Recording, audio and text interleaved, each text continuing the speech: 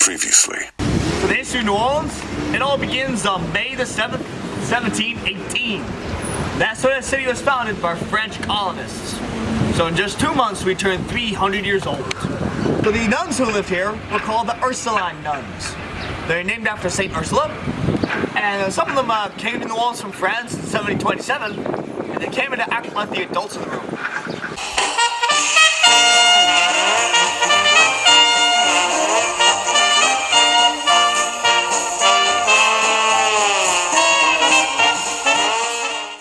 Show you guys the two different types of balconies we got around here. So on the right here, or right here on our right, we have just an ordinary balcony. This ordinary balcony comes out from this building a little bit, and it's freestanding. There's nothing holding it up other than the building it's attached to. On the right though, we have a gallery. The galleries come out farther than the balconies do because they have support posts underneath them. So that's the difference between a balcony and a gallery. Is that a gallery has poles or pillars to help keep them up. And galleries were brought to Louisiana by the Spanish when they were here for 40 years. Between you and me, I'd rather be in a gallery. A little bit more secure. I can tell you the Bourbon Street, especially on Mardi Gras, we have to put temporary posts underneath the balconies to make the mini galleries. Because they haven't known to collapse from time to time from too many people being on them. You also might notice that balconies and galleries come down at angles, they slant. That is on purpose. That was a lot of rainwater drip off. So it's not that they're angling down because they're unsound. We're doing that because that was on purpose. That was by design. And believe it or not, in a lot of cases to get up on those balconies and galleries, there's no door. You have to go through the window. So yeah, that's one reason why they have really tall windows, so that it's tall enough for you to like open up halfway and crawl through.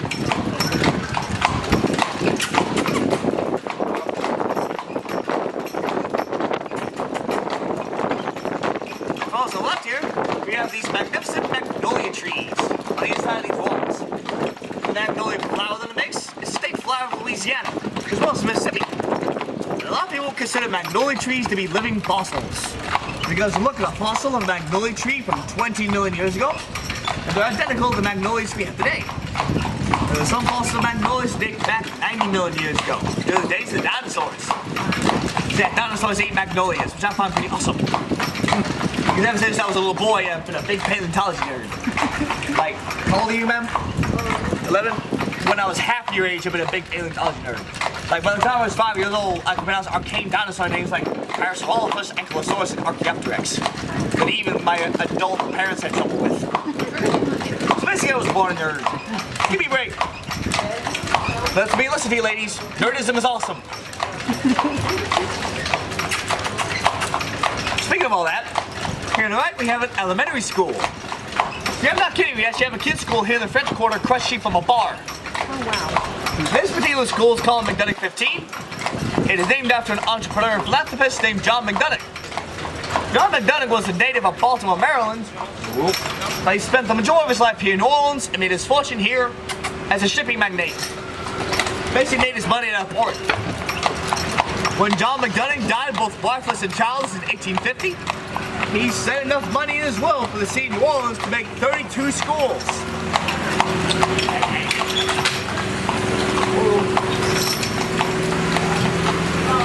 And unfortunately, now only half these schools around today. That's one of them back there. Some notable alumni of this school include writer Truman Capote, assassin Lee Harvey Oswald, and fitness instructor Richard Simmons. Oh my god. See, all three of those characters went to school there at some point or another. My girls in the back, y'all know who Richard Simmons is? He was a fitness instructor from the 80s who had a really frizzy hair, wore a little short, yeah, and he wore crazy booty shorts. And his spiel, his shtick was that he made people exercise to music. So that was Richard Simmons. Yeah, he's actually a New Orleans native. But now he's a recluse somewhere in Los Angeles. Well, say what's real about the man, but he has made a positive impact on people's lives. I mean, nobody else can rock his hair but him. You know what I mean? And nobody can have your hair but you, sir. And I'm sure she appreciates that. Alright, so as we go along Royal Street, you might notice a lot of these tall buildings surrounding us, they're 2, 3, 4 stories high. almost all built out of brick, or built out of brick but then covered with stucco. There's a reason for that. That is the legacy of the two worst fires in New Orleans history. The worst fire in New Orleans history occurred on the Friday before Easter of 1788. That's why it's called the Good Friday Fire, because the Friday before Easter is always called Good Friday. The Good Friday Fire of 1788 burned down 80% of the city, which at the time was just a French quarter and one small neighborhood across the river. And then just 6 years later, in 1794, another fire broke out that burned down the other 20% that the Spanish hadn't rebuilt yet. So after those two great fires, the Spanish had enough of these fires, so they put in a law that any new building that was taller than the story had to be built out of brick so it was more fireproof. They also allowed for the brick to be covered with stucco, because stucco is fireproof as well. It takes a lot of effort to burn brick and or stucco. Down the post on the left, we have the Place Dame Hotel. The hotel's name is the original name for Jackson Square. So Jackson Square used to be known as Le Place Dame, which in French means Weapons Square, because Jackson Square used to be a military drill field. That's where local soldiers would go practice the drills and maneuvers, that kind of thing. So that was renamed Jackson Square in 1851. And also this hotel is the site of Louisiana's first school, as you see by this little placard right here on the side. So it was a school for girls founded by a Capuchin monk in 1725. Unfortunately though, the girls' school burned up with Good Friday Fire in 1788. And when it burned up, it took the lives of some of the girls as well as their headmistress along with it. So yeah, that hotel's haunted. If I must make one restaurant recommendation, I recommend this place, Muriel's Bistro. I personally have eaten here myself for my 29th birthday a couple years ago, and I was thoroughly impressed. The food was great, of course, the service was top-notch, best of all though, it was affordable. Like a trip to that restaurant, it's not gonna break the bank for what you get. So I have a question for all of you guys.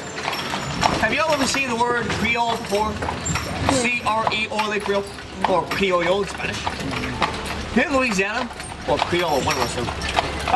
The word Creole now means different things to different people. It has no set definition here anymore. But it used to mean colony native. Basically, while Louisiana was colony, any child that was born here in the colony, to an immigrant parent, to an immigrant ancestor, was a Creole.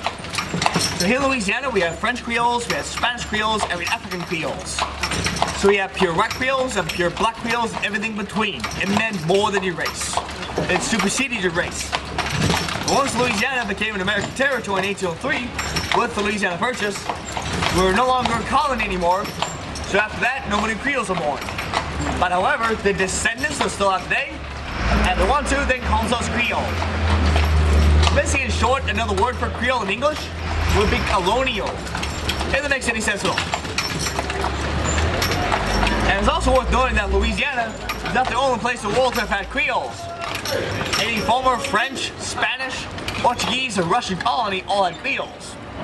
Only the English and the Germans and the Dutch did not use the word Creole for their colonies. That's why there's no such thing as like a British Creole out of India, so you have a British colonial. And you also have Portuguese Creoles down in Brazil. Ooh, check it out on the left. That's our training buggy.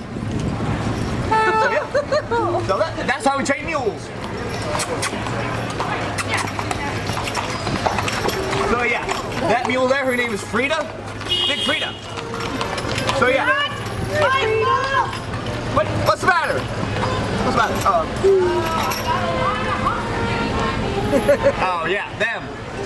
Hate them jerkwads. I hate them jerkwads. Anyway, so yeah, what we do with a new mule in our company is that we take that training carriage. It weighs like 50% more than this, and we'll hitch it as a team to an older, more experienced mule. And the older mule kind of teach the new mule a little bit. Once we feel it gets used to that, then we'll train that mule by itself, like what's going on with Frida. And once train Kim there, our trainer, once she feels that mule is ready, we'll give it to its driver on the street to complete its training. It's very rare that I get the mule that just doesn't get it. Like we take them out on the streets and what we do, they just never either chill out or get what we're trying to tell them. Alright guys, so here we are back in Jackson Square. And I have one last story to share with you guys. Our last story of the day is of St. Louis Cathedral, that great big old church. Believe it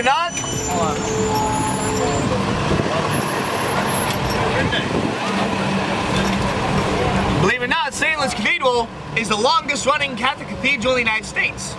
It's not the oldest, but it is the longest serving, if that makes any sense. They do Mass every day in there, twice on Sunday.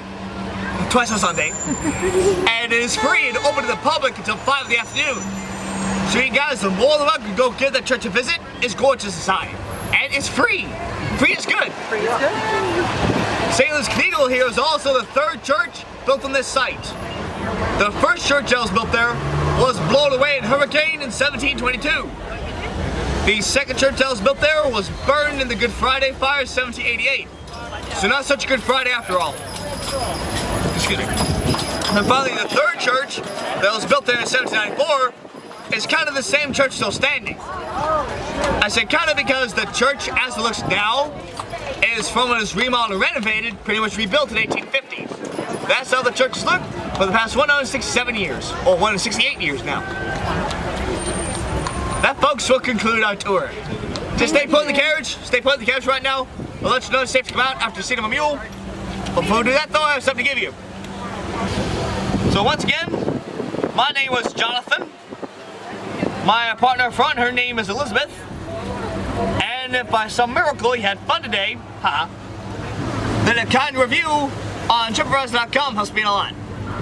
So that's what I'm doing right now is I'm filling out these TripAdvisor Mountain cards with my name on it and Elizabeth's name on it. Look up New Orleans, then look up Royal Carriages, and leave a 5-star review mentioning me and Elizabeth in your review. I'll get a $5 bonus from the company on my next paycheck. Elizabeth gets an apple.